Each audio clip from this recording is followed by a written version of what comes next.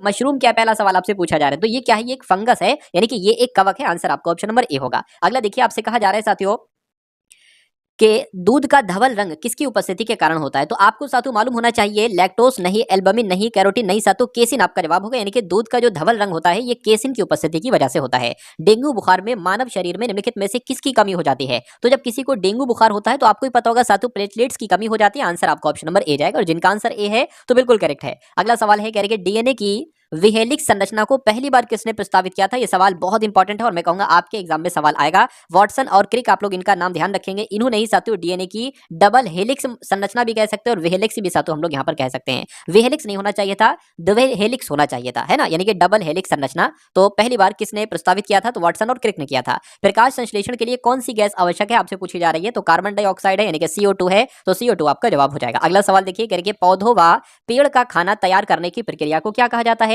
तो इसको साथियों क्या कहा जाता है, ये आपको यहाँ पर बताना है। तो साथियों फोटोसिंथेसिस कहते हैं, मैं कहूंगा बिल्कुल आपको ध्यान रखना है, प्रकाश संश्लेषण साथियों इसको कहा जाता है। अगला सवाल है, करके क्लोरोफिल जिसको हरित लवक कहते हैं, इसमें कौन सी धातु होती है। क्या इसमें लोहा होता है, मैग्नीशियम होती है, जस्ता होता है या कोबाल्ट होता है। तो आपको ध्यान रखना है इसमें मैग्नीशियम होती है। आंसर आपका ऑप्शन नंबर बी होगा। उसके बाद देखिए, करके मनुष्य की खोपड़ी में कितनी अस्थियां होती हैं, ये आप लोग यहाँ पर मुझे बताएंगे। तो अगर ऑप्शन के हिसाब से यहाँ पर हम लोग बात करें तो ऑप्शन नंबर ए यानी कि 8 अस्थियां होती हैं, ऑप्शन के हिसाब से साथियों हम लोग बता रहे हैं। उसके बाद देखिए, पित्त यानी कि बाइल्स कहाँ जमा होता है। तो पित्त की अगर बात करें तो ये पित्ताशय में जमा होता है। सही जवाब आपका ऑप्शन नंबर। देखिए, मानव शरीर में खून के शुद्धिकरण की प्रक्रिया को क्या कहा जाता है। तो साथियों क्या कहा जाता है, डायलिसिस कहा जाता है। जिसकी किडनीज खराब हो जाती हैं तो फिर उसके खून को शुद्ध करना होता है और इस प्रक्रिया को ही डायलिसिस कहा जाता है। अगला सवाल देखिए, करके WBC का मुख्य कार्य मुझे बताइए। तो CO2 ले जाना ये इसका कार्य होता है, या O2 ले जाना इसका कार्य होता है, या रोग प्रतिरोध क्षमता बढ़ाना इसका कार्य होता है। मैं कहूंगा बिल्कुल रोग प्रतिरोध क्षमता बढ़ाना WBC का कार्य होता है। रक्त में लाल रंग किसकी उपस्थिति के कारण होता है। तो रक्त में लाल रंग की अगर बात करें तो ये साथियों हीमोग्लोबिन की उपस्थिति की वजह से होता है। आंसर आपका ऑप्शन नंबर बी होगा।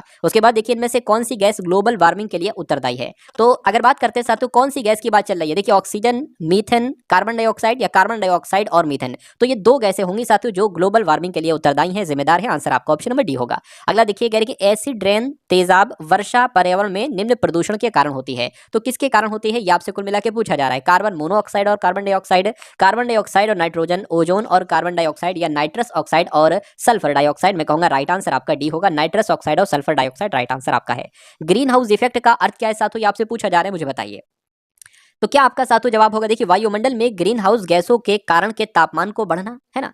ग्रीन हाउस इफेक्ट का अर्थ क्या होता है, वायुमंडल में ग्रीन हाउस गैसों के कारण के तापमान का बढ़ना। बिल्कुल साथियों पहला पड़ा, पहला ही आपका जवाब हो गया, राइट आंसर आपका ए होगा। अगला सवाल देखिए, कह रहे कि ताजमहल दुष्प्रभावित हो रहा है, ग्रीन हाउस गैसों की वजह से हो रहा है, ओजोन की वजह से होता है, एसिड रेन के कारण होता है। मैं कहूंगा एसिड रेन की वजह से ही साथियों, अम्लीय वर्षा की वजह से ही साथियों ताजमहल दुष्प्रभावित हो रहा है। आंसर आपका सी होगा। उसके बाद देखिए, निम्नलिखित में से किस प्रक्रिया में ऊर्जा मुक्त होती है, यानी कि कौन सी प्रक्रिया साथियों ऊर्जा मुक्त है, ये आपसे कुल मिला के पूछा जा रहा है। फटाफट आप लोग मुझे यहाँ पर बता दीजिए। चलिए, तो श्वसन की अगर बात करें तो श्वसन यानी कि ऑप्शन नंबर ए आपका जवाब हो जाएगा। अगला सवाल है आपकी स्क्रीन पर, इंसुलिन का आविष्कार किसके द्वारा किया गया था साथियों, मुझे बताइए आप लोग फटाफट।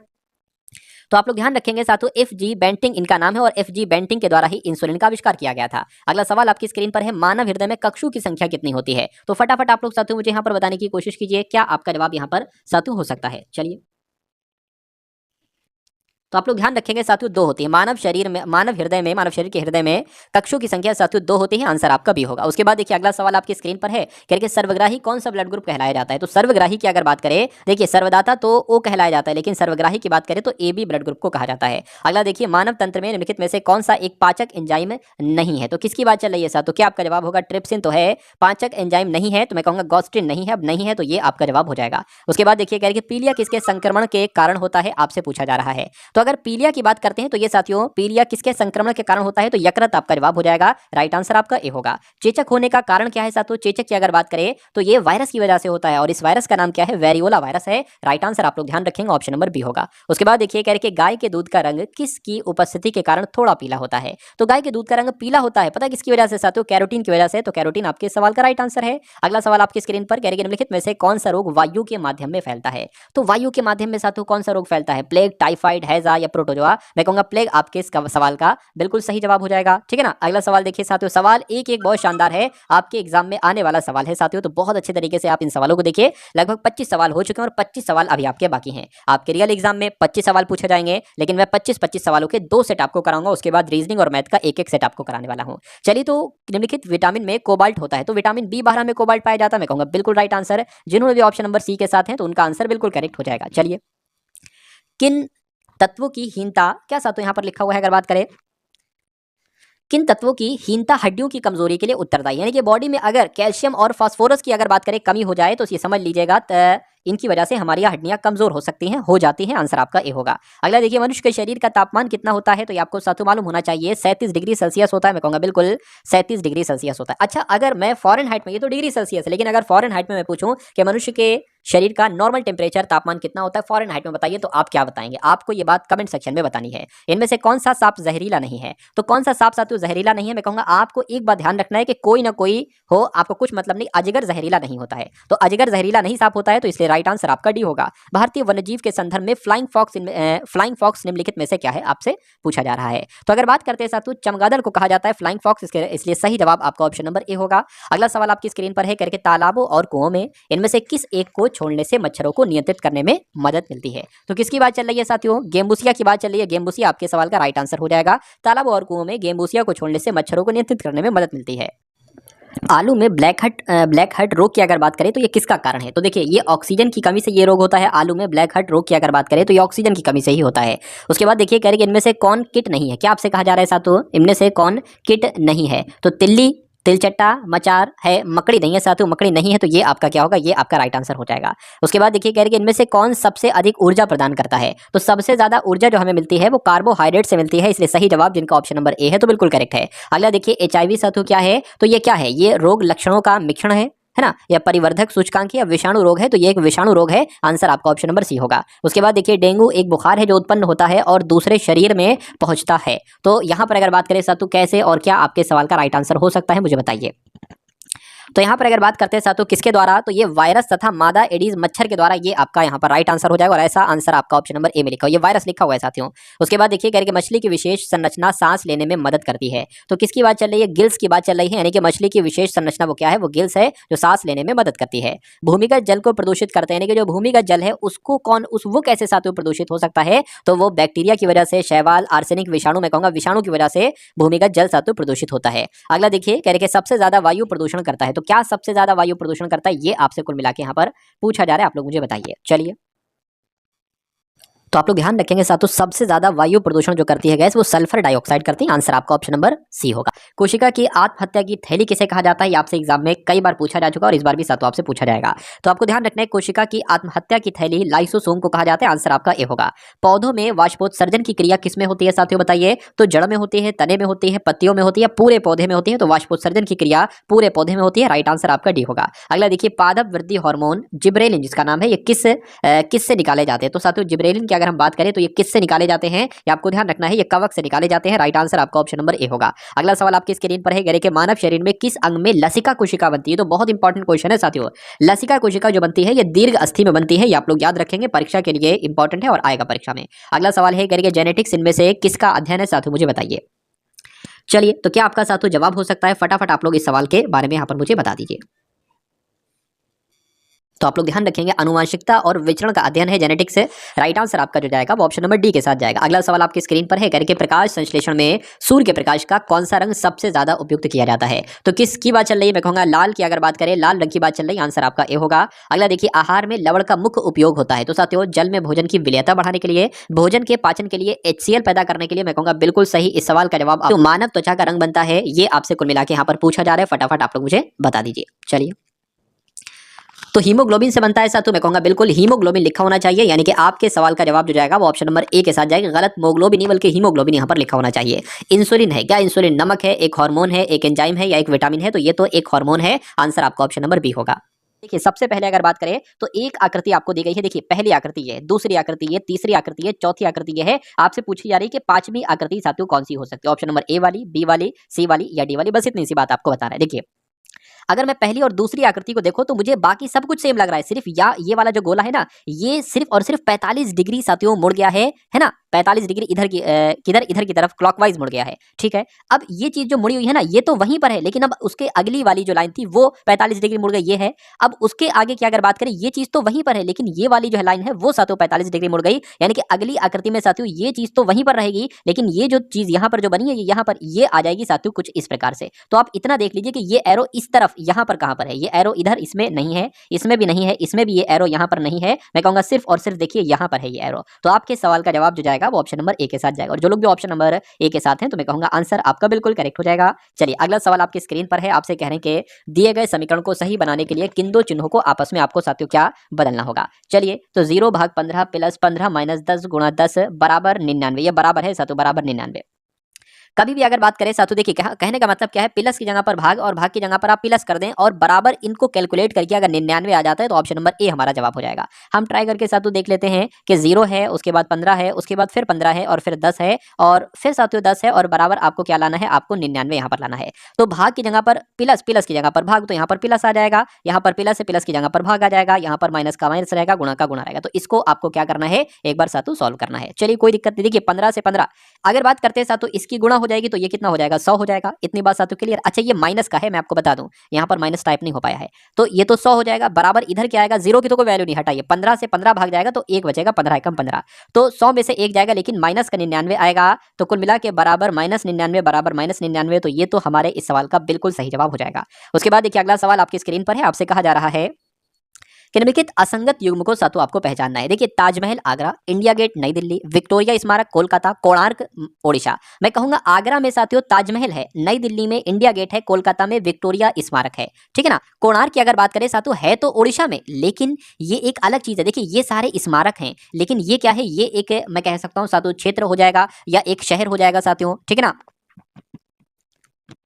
चलिए ओडिशा का एक शहर है, तो ये स्मारक है, ये शहर आ गया, ये कहां से आ गया, तो सबसे अलग जो होगा वो आपका ऑप्शन नंबर डी वाला होगा, और ऑप्शन नंबर डी आपका जवाब हो जाएगा। नेक्स्ट नंबर का सवाल बहुत अच्छे लेवल का है, और आपके एग्जाम में ऐसा सवाल आ रहा था और अब भी साथियों आपके एग्जाम में एक सवाल ऐसा आएगा। चलिए तो हम साथियों इसको चेक करने की कोशिश करते हैं कैसे ये सवाल होगा। आपसे कहा जा रहा है कि शरत, नवीन, दीपक, विक्रम एक गोल मेज के चारों ओर बैठे हैं और अपने व्यापार पर चर्चा कर रहे हैं, ठीक है, तो कोई दिक्कत नहीं है साथियों। एक गोल मेज हमने यहाँ पर साथियों क्या कर ली, एक गोल मेज हमने यहाँ पर बना ली, और कितने लोग हैं साथियों, 4 लोग हैं। तो मान लेते एक यहाँ बैठ जाएगा, एक सेकेंड अगर बात करते हैं साथियों, एक यहाँ बैठ जाएगा, एक यहाँ बैठ जाएगा, एक यहाँ पर और एक यहाँ बैठ जाएगा।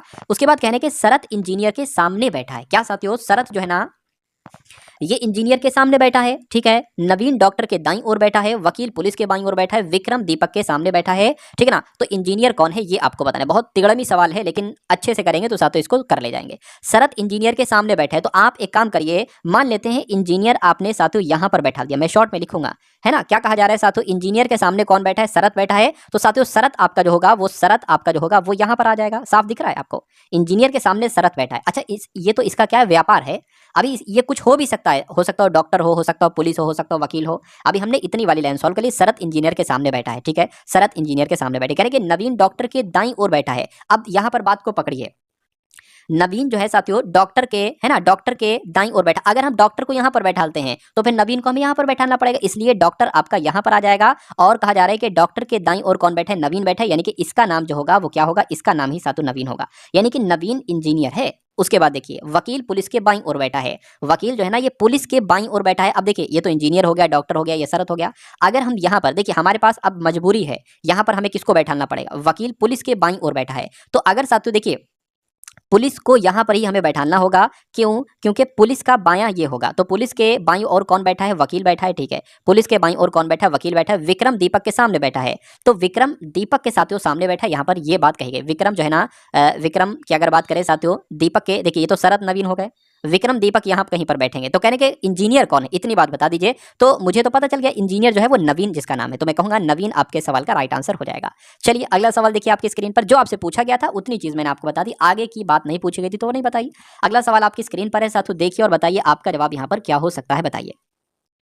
कहने की साथियों OFFICE को PHIMHK के रूप में लिखा जा सकता है, तो कॉलेज को साथियों किस रूप में लिखा जा सकता है, ये आपसे यहाँ पर कुल मिला के पूछा जा रहा है, फटाफट बताइए। देखिए अगर यहाँ पर थोड़ा सा अगर आप दिमाग लगाएंगे, जैसे कि 15 पर होता है, ये P हो गया तो 16 हो गया। F आपका 6 पर होता है ना, ये कितना हो गया, H हो गया, यानी कि 2 पहले 1 बढ़ाया फिर 2 बढ़ाया। F आपका 6 पर होता है, ये 9 हो गया, 3 बढ़ाया, यानी कि ये तो क्रम नहीं चल रहा है, 1 बढ़ाया 2 बढ़ाया 3 बढ़ाया, क्या अब 4 बढ़ाएंगे, देखिए जरा, C 3 पर होता है साथियों, H हो गया बिल्कुल, और E 5 से 11 यानी कि 5 हो गया और फिर साथियों 6 हो गया। तो क्रम समझ में आ गया, इसको साथियों कर दो इसी प्रकार से, पहले 1 बढ़ाओ, सो D में C में 1 बढ़ाएंगे D आ जाएगा, O में 2 बढ़ाओगे साथियों Q आ जाएगा, L 12 पर होता है, 3 बढ़ाओगे O आ जाएगा साथियों। तो ये DQO कहाँ पर लिखा है देखने की कोशिश कीजिए, DQO यहाँ पर लिखा है, DQO यहाँ पर लिखा है, यहाँ पर लिखा है। अब इसमें 4 बढ़ाया जाएगा, तो साथियों 12 और 4 कितना हो जाएगा, 13 14 15 16, यानी कि P यहाँ पर आ जाएगा।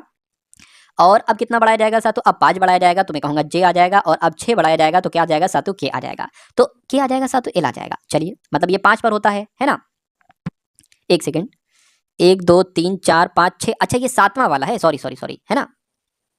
अगर बात करते हैं साथियों यहाँ पर, अगर बात करें, एक सेकंड रुकिए, फिर थोड़ा सा यहाँ पर दिक्कत हो गई है, एक सेकंड रुकिए मैं आपको बताता हूँ। देखिए, अगर कहाँ तक हमारा हो चुका है साथियों, DQOPJ हो गया, यानी कि 5 तक हो गया ऐसा, तो 1 2 3 4 5, अब ये है 6, तो मैं कहूँगा 6 इसमें नंबर बढ़ाएंगे, 6 नंबर बढ़ाएंगे तो G 7 पर होता है, 7 और 6 कितना हो जाएगा, 13 हो जाएगा, यानी कि M आ जाएगा। ये 8वां नंबर है, 8वां नंबर है, 1 2 3 4 5 6 7, सॉरी 7वां नंबर है। अच्छा यहाँ पर मैंने 6 बढ़ाया था, ठीक है ना, ठीक, अब 7 बढ़ाएंगे तो 5 और 7 कितना होता है साथियों, 5 और 7 आपका 12 होता है, और 12 पर साथियों क्या आता है, मैं कहूँगा L आता है। तो ये कहीं पर ऑप्शन लिखा होगा साथियों, देखिए जरा, DQOPJML, ऐसा ऑप्शन नंबर ए में लिखा हुआ है, और यही आपके सवाल का बिल्कुल सही जवाब हो जाएगा। नेक्स्ट नंबर का सवाल आपकी स्क्रीन पर है। कहा जा रहा है साथियों आपसे कि प्रचुर का संबंध जैसे दुर्लभ से है, वैसे ही आगमन का संबंध साथियों किससे होगा। देखिए, प्रचुर का विलोम होता है दुर्लभ, तो आगमन का विलोम क्या हो जाएगा, आना रुकना प्रस्थान पहुंचना, मैं कहूँगा आगमन का विलोम प्रस्थान हो जाएगा। उसके बाद देखिए, आपके सामने जो सवाल साथियों है, निम्नलिखित पैटर्न का पर पूरा करने के लिए सही विकल्प का चयन करें। मैं थोड़ा जूम कर दूं इसको, लीजिए मैंने जूम कर दिया आपके लिए। कहने का मतलब यह है कि यहाँ पर आपको बताना है जो आकृति बनेगी वो आकृति कैसी बनेगी, ये ऐसी ही तो आकृति बनेगी, तो बस आपको बताना है कि ये आकृति कौन से ऑप्शन में है, ऑप्शन नंबर ए वाले में, बी वाले में, सी वाले में, या साथियों डी वाले में। तो मुझे तो लग रहा है ये ऑप्शन नंबर बी वाले में, तो आंसर जिनका बी है तो बिल्कुल करेक्ट है। अगला सवाल आपकी स्क्रीन पर है, कह रहे निम्नलिखित में से असंगत को आपको बताना है कि इसमें से सबसे अलग कौन सी चीज है। तकिया है, रजाई है, बिस्तर है, ये सब अगर बात करते हैं साथियों, भेड़ है, मैं कहूँगा ये सब ठंड में काम आती है ना, रजाई है, तकिया है, बिस्तर, सब ठंड में, लेकिन भेड़ एक अलग चीज हो जाएगी, ये जानवर है साथियों, ये जानदार चीज है, और ये सारी बेजानदार चीजें हैं। उसके बाद देखिए, अगला सवाल आपकी स्क्रीन पर है, कथन और निष्कर्ष पर आधारित साथियों सवाल आपकी स्क्रीन पर आ चुका है। आपसे कहा जा रहा है कि कुछ बंदर जो है ना वो गधे हैं, तो मान लेते हैं साथियों, क्या, एक सेकंड, मान लेते हैं साथियों ये क्या हो गए, ये बंदर हो गए, और कहा जा रहा है कि कुछ बंदर, यानी कि इतने बंदर, मैं कहूंगा इतने बंदर साथियों अगर बात करें तो गधे हैं, ठीक है, इतने बंदर गधे, यानी कि कुछ बंदर गधे हैं, सभी गधे शेर हैं। ये सभी गधे जो हो जाएंगे, ये सभी गधे कौन हो जाएंगे साथियों, ये सभी गधे शेर हो जाएंगे। अब निष्कर्ष पढ़िए और बताइए कौन सा निष्कर्ष सही है, कौन सा निष्कर्ष गलत है। कहने के सभी शेर गधे हैं, देखिए सभी शेर गधे नहीं है, अगर ये होता कुछ शेर गधे हैं तो हम सही मान लेते, तो ये तो गलत हो जाएगा। सभी गधे बंदर हैं, सभी गधे बंदर भी नहीं है, हाँ कुछ गधे बंदर हैं, तो ये भी गलत हो जाएगा। मैं कहूंगा कि ना तो निष्कर्ष 1 और ना ही निष्कर्ष 2 अनुसरण करता है, ऐसा कहाँ लिखा हुआ है, ऐसा तो आपका ऑप्शन नंबर डी में लिखा हुआ है। उसके बाद देखिए, अगला सवाल आपकी स्क्रीन पर है, देखिए और बताइए आपका जवाब क्या हो सकता है। आपसे कहने की भाषाएं हिंदी और मलयालम, तो ये दोनों तो भाषाएं ही तो हैं, यानी कि मान लेते ये भाषा हो गया और ये हिंदी भाषा हो गई, मलयालम भाषा हो गई, तो ऐसा आरेख कहाँ पर बना हुआ है, ऐसा आरेख साथियों ऑप्शन नंबर बी में बना हुआ है। अब यहाँ से आपके सामने मैथ्स के क्वेश्चन स्टार्ट है। कहने के 12 प्रति वर्ष की साधारण ब्याज दर पर पैसा कितने समय में दोगुना हो जाएगा, यानी कि पैसा साथियों दोगुना हो जाएगा। मिश्रधन की यहाँ पर अगर बात करें तो डबल एक, यानी कि अगर मूलधन कितना है, मान लेते हैं साथियों मूलधन, मिश्रधन जो होता है ना, ये मूलधन का डबल है, होता नहीं है, मतलब यहाँ पर बताया गया है, तो मैं कह सकता हूँ अगर मूलधन x है तो कहने के पैसा कितने समय में दोगुना हो जाएगा, यानी कि मूलधन दोगुना जो होगा वो आपका मिश्रधन कहलाएगा। तो मिश्रधन जो होगा, यानी कि मूलधन अगर x है तो मिश्रधन 2x यहाँ पर ऐसा कहा जा रहा है, पहली बात, ठीक है ना। उसके बाद अगर बात करें साथियों दूसरी बात की अगर बात करें तो दर कितनी दे रखी है, दर आपको दे रखी है साथियों 12% की, दर 12% की दे रखी है। अगर देखिए मिश्रधन है, मूलधन है, तो साधारण ब्याज भी ज्ञात हो जाता है। कैसे, मिश्रधन में से मूलधन घटाओगे वो साधारण ब्याज ही आता है, यानी कि 2x में से 1x घटाओगे तो x ही आएगा। तो इतनी चीजें क्लियर हो गई। आपसे समय पूछा जा रहा है, तो साथियों समय की अगर बात करिए, एक सूत्र होता है साधारण ब्याज बराबर PRT अपॉन 100। R क्या है, रेट है, T क्या है, समय है, P क्या है, प्रिंसिपल यानी कि मूलधन है। तो साधारण ब्याज की अगर बात करें तो साधारण ब्याज साथियों कितना निकला है, ये x निकला है, तो x आ जाएगा बराबर p की अगर बात करें, यानी कि मूलधन ये भी साथियों x है, गुणा r की अगर बात करें ये 12% है, और t समय की बात करें तो समय ही तो साथियों आपको ज्ञात करना है, बटे में क्या आ जाएगा साथियों 100 आ जाएगा। इतनी बात क्लियर है। अब देखिए साथियों, अब बराबर के इधर अगर कोई चीज और बराबर के उधर की कोई चीज है बराबर है तो वो कट जाती है, यानी कि इस x से ये x आपका कैंसिल हो जाएगा, इस 100 की गुणा इस x से होगी। अब यहाँ पर तो खैर एक ही है, तो 100 की गुणा 1 से होगी तो 100 आ जाएगा, और 12 ये आपका नीचे आ जाएगा, और बराबर क्या रहेगा, t रहेगा, यानी कि 100/12 वर्ष का समय लगता है। अच्छा, इसको अगर सालों में कन्वर्ट करोगे तो क्या कर लीजिए साथियों, इसको कैलकुलेट करा लीजिए आप लोग, 2 से कट करेंगे 2 छंग आ जाएगा, ऊपर 50 आ जाएगा, और कट करेंगे 25 आ जाएगा, 3 आ जाएगा, इतना समय है, यानी कि और इसको अगर कैलकुलेट करें ना साथियों हम लोग तो देखिए 3 एकम 3, 3 सत्ते 21, 3 अट्ठे 24, 3 अट्ठे 24 बचा 1 और बटे में 3, यानी कि इतने वर्ष का सातों समय लगेगा। तो 8 सही 1/3 वर्ष कहाँ पर लिखा हुआ है? ऑप्शन नंबर सी में लिखा हुआ है। तो ये सवाल आपको सातों ऐसे ही करना होगा। नेक्स्ट नंबर का सवाल आपकी स्क्रीन पर है, देखिए सवाल को और बताइए आपका जवाब साथियों क्या हो सकता है। आपसे कह रहे हैं कि यदि 30 आदमी किसी कार्य को 30 दिनों में पूरा कर सकते हैं तो एक आदमी द्वारा एक दिन में कितना भाग कार्य पूरा किया जा सकता है। अगर देखिए 30 आदमी है यहाँ पर, क्या अगर 30 आदमी है और 30 दिनों तक कार्य करते रहते हैं तो टोटल कितना कार्य है? 3 3 9 यानी कि 900 कार्य है। तो अगर आपसे पूछे टोटल कार्य कितना होगा तो 900 टोटल कार्य यहाँ पर हो जाएगा। ठीक है, अगले स्टेप की अगर बात करें, यानी कि एक आदमी, अब एक आदमी हो गया और एक दिन में कितना भाग कार्य पूरा किया जा सकता है, कितना कर पाएगा भाई? टोटल काम 900 है ना, और एक आदमी एक दिन में जो काम करेगा वो 1/900 कार्य करेगा, यानी कि 1/900 भाग कार्य का पूरा होगा। तो ऐसा कहां पर लिखा हुआ है? ऐसा आपका ऑप्शन नंबर बी में लिखा हुआ है। तो जो लोग भी ऑप्शन नंबर बी के साथ हैं तो बिल्कुल करेक्ट हैं। अगला सवाल आपकी स्क्रीन पर है, देखिए और बताइए आपका जवाब यहाँ पर क्या हो सकता है। आपसे कह रहे हैं कि 2 ट्रेन है, इन 2 ट्रेनों की लंबाइयों का अनुपात कितना है? 6:5 है, और उनकी चालों का अनुपात 3:2 है। एक खंबे को पार करने में उनके द्वारा लिए गए समय का अनुपात क्या होगा? आपसे कुल मिला के अगर बात करें समय का अनुपात आपसे पूछा गया, तो आपको मालूम होना चाहिए साथियों समय बराबर क्या होता है? समय बराबर होता है साथियों दूरी बटा चाल। अब देखिए, अब यहाँ पर मेन चीज की अगर बात करें ना, तो ये आपको मालूम होना चाहिए, लंबाई ये हमारी दूरी हो जाएगी, दूसरी पहली दूरी ये है, दूसरी दूरी 5 है, और पहली चाल ये है, दूसरी चाल ये है, समझ गए ना। तो साथियों दोनों के समय का अनुपात आपसे निकाला जा रहा है। तो मान लेते हैं पहली दूरी ये है और पहली चाल ये है, तो क्या हो जाएगा साथियों? दूरी बटे चाल हो जाएगा। ठीक है ना, दूरी बटे चाल हो गया। और दूसरी की बात करें तो ये 5/2 आ जाएगा, ये आपका 2 आ गया। इसको कैलकुलेट करा लीजिए तो कितना साथियों यहाँ पर निकल कर आपका आ जाएगा। तो कैलकुलेट करा, देखिए क्रॉस मल्टीप्लाई करा लीजिए, 2 12 आपका आ जाएगा, और ये आपका 3 पंजे 15 हो जाएगा। 4 से 3 सेकंड करेंगे, 3 चौक आपका 12 हो गया, 3 पंजे आपका 15 हो गया, यानी कि उनके समयों का अनुपात जो निकला है, समय का अनुपात 4:5 निकला है। और 4:5 आपका कहां पर लिखा हुआ है? ऑप्शन नंबर बी में लिखा हुआ है। नेक्स्ट नंबर का सवाल साथियों, 2 सवाल और बाकी हैं, एक ये सवाल बाकी है और एक और बाकी सवाल है। अगला सवाल देखिए, सिंप्लीफिकेशन का सवाल आपकी स्क्रीन पर है। आपसे कह रहे हैं कि 6 गुणा 9 प्लस 6 माइनस 9 गुणा 6 माइनस 6 प्लस 6 गुणा 9, इसको कैलकुलेट करेंगे साथियों तो आपके सामने यहाँ पर क्या आएगा? देखिए कोशिश करिए साथियों इसको करने की। सबसे पहले भाग वाला अगर हम यहाँ पर सॉल्व करेंगे साथियों तो कितना आपका हो जाएगा? इस 6 से 6 कैंसिल हो जाएगा, यानी कि 9 खाली आ जाएगा। 9 प्लस आपका 6 माइनस, अब ये कैलकुलेट क्योंकि गुणा पहले कैलकुलेट होता है, 9 पंजे 45, 9 छंग आपका 54, ये आपका 54 आ गया, माइनस 6 प्लस आपका ये भी फिर वही कैलकुलेट 6 नीम कितना हो जाएगा? 54 हो जाएगा। इतना आपके सामने साथियों आ चुका है। अब अगर बात करते हैं साथियों यहाँ पर अगर बात करें तो 9 6 कितना हो जाएगा साथियों? 15 हो जाएगा, माइनस 54 है ना, और माइनस की अगर बात करें साथियों आपका कितना आ जाएगा?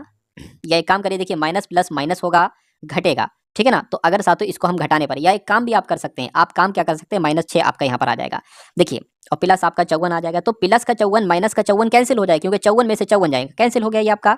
अब अगर साथियों उसके बाद अगले स्टेप की बात करें तो अब आपको 15 माइनस 6 करना है, तो 15 में से 6 जाएगा, 9 बचेगा। तो 9 कौन से ऑप्शन में? 9 आपका ऑप्शन नंबर डी वाले में है। अगला सवाल और आज की इस वीडियो का अंतिम सवाल आपकी स्क्रीन पर है। आपसे कहा जा रहा है कि 5 + 5 + 5, मतलब ऐसे 5 + 5 + 5 + 5 + 5 ऐसे 200 बार है 5 + 5, और 8 + 8 + 8 ऐसे 100 बार है 8 + 8 + 8। इनका औसत आपको बताने, तो सबसे पहले तो इनका योगफल निकाल लो, फिर औसत तो निकाल देंगे, क्या दिक्कत है। देखिए अगर सबसे पहले अगर हम इस वाले को सॉल्व करें कि भैया ये कैसे होगा, इसका हमें योगफल कैसे निकालेगा, तो 5 + 5 + 5 कितनी बार है? 200 बार है, तो भाई 5 की गुणा 200 से कर दो, आपको पता चल जाएगा कि इन सब का योग कितना होगा। 5 + 5 + 5 तो कितना हो जाएगा? 5 दूना 10, यानी कि 1000 हो जाएगा, सिंपल सी बात। उसी प्रकार 8 + 8 + 8 ये 100 बार है, तो 8 की गुणा किससे कर दो? 100 से कर दो, तो कितना हो जाएगा? ये 800 हो जाएगा, यानी कि टोटल योग कितना आ जाएगा? 1800 टोटल योग आ जाएगा। अच्छा कितनी बार ये नंबर है?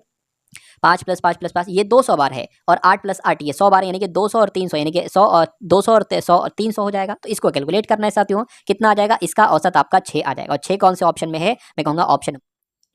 तो दोस्तों ये वीडियो आप लोगों को कैसी लगी कमेंट बॉक्स में ज़रूर बताएं। वीडियो अच्छी लगे तो वीडियो को लाइक करें, और चैनल पर नए हैं तो चैनल को सब्सक्राइब करें।